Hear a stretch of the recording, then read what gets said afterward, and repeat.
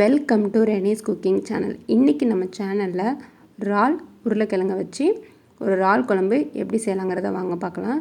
இது ரொம்பவே டேஸ்ட்டாக இருக்கும். கண்டிப்பாக வீட்டில் ட்ரை பண்ணி பாருங்கள். தாளிக்கிறதுக்காக ஒரு ஸ்பூன் சோம்பை தட்டி எடுத்து வச்சுருக்கேன். கொஞ்சமாக கடல் பாசி, ஒரு பட்டை, ஒரு பிரியாணி இலை, கருவேப்பிலை, கொத்தமல்லி,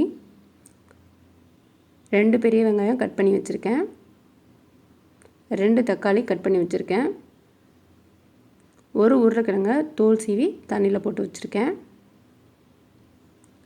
அரைக்கிறதுக்காக ஒரு அரை ஸ்பூன் ஜீரகம், அரை ஸ்பூன் சோம்பு, 1/4 ஸ்பூன் அளவுக்கு மஞ்சத்தூள், கொஞ்சமாக இஞ்சி, ஒரு 7 பல் பூண்டு.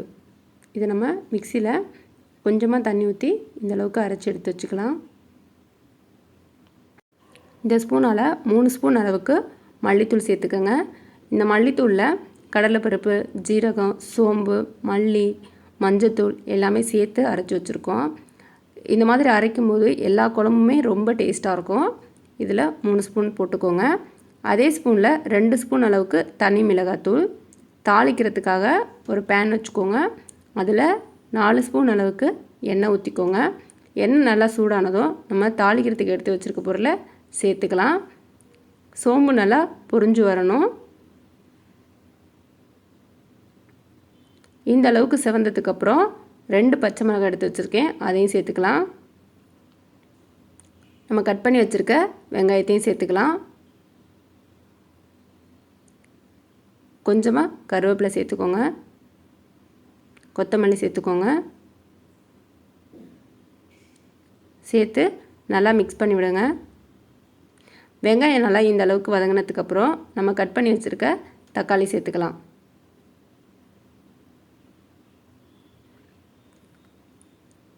தக்காளி சீக்கிரம் வேகிறதுக்காக கொஞ்சமாக உப்பு சேர்த்துக்கோங்க.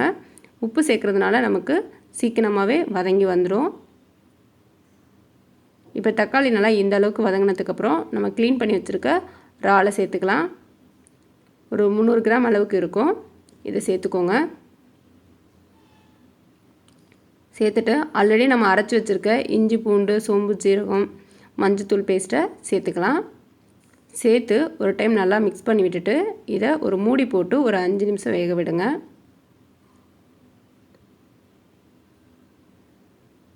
வாங்க மூடியை ஓப்பன் பண்ணி பார்க்கலாம். பாருங்கள், இறால்லேருந்து நல்லா தண்ணி பிரிஞ்சு வந்திருக்கு. நல்லா மிக்ஸ் பண்ணி விட்டுட்டு திரும்ப ஒரு 5 நிமிஷம் மூடி போட்டு வேக விடுங்க. இறால் சீக்கிரமாகவே வெந்துடும். ஒரு 10 நிமிஷத்துலேயே வெந்துடும். இப்போ நம்ம கட் பண்ணி வச்சுருக்க உருளைக்கிழங்க சேர்த்து மிக்ஸ் பண்ணி விடுங்க.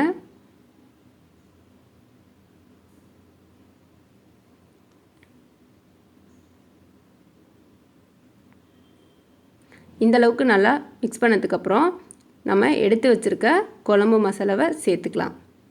மிளகாத்தூள், மல்லித்தூள் சேர்த்து ஒரு 2 நிமிஷம் அந்த எண்ணெயிலே வதக்கிக்கோங்க. இந்த மாதிரி குழம்பு தூளை எண்ணெயிலே வதக்கும் போது அதோட டேஸ்ட் ரொம்பவே நல்லாயிருக்கும். கருக விட்டுறாமல் வதக்கிக்கோங்க. இப்போ இந்த அளவுக்கு வதங்கினதுக்கப்புறம் கொஞ்சமாக தண்ணி ஊற்றிக்கோங்க. தண்ணி ஊற்றி ஒரு 2 நிமிஷம் வதக்கிக்கலாம்.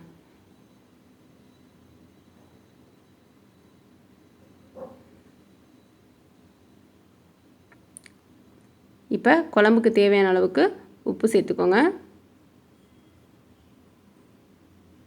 குழம்புக்கு எவ்வளோ தண்ணி தேவையோ அந்த அளவுக்கு தண்ணி சேர்த்துக்கோங்க.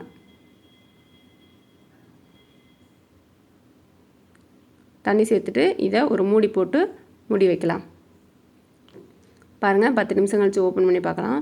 குழம்புலேருந்து நல்லா எண்ணெய் பிரிஞ்சு வந்துடுச்சு. இப்போ குழம்புக்கு தேவையான தேங்காய் அரைச்சிக்கலாம். ஒரு 1/4 மூடி தேங்காவை அரைச்சி எடுத்து வச்சுருக்கேன். இதையும் சேர்த்துக்கலாம்.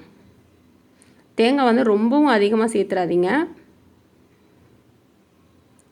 தேங்காய் சேர்த்து ஒரு 5 நிமிஷம் கொதிச்சா போதும். ரொம்ப கொதிக்கக்கூடாது. தேங்காய் சேர்த்து இப்போ இந்தளவுக்கு நல்லா கொதி வந்துருச்சு. இப்போ நம்ம கொஞ்சமாக கொத்தமல்லி தழை தூவிக்கலாம். இப்போ ஸ்டவ் ஆஃப் பண்ணிக்கலாம். அவ்வளோதாங்க, இறால் குழம்பு ரெடி.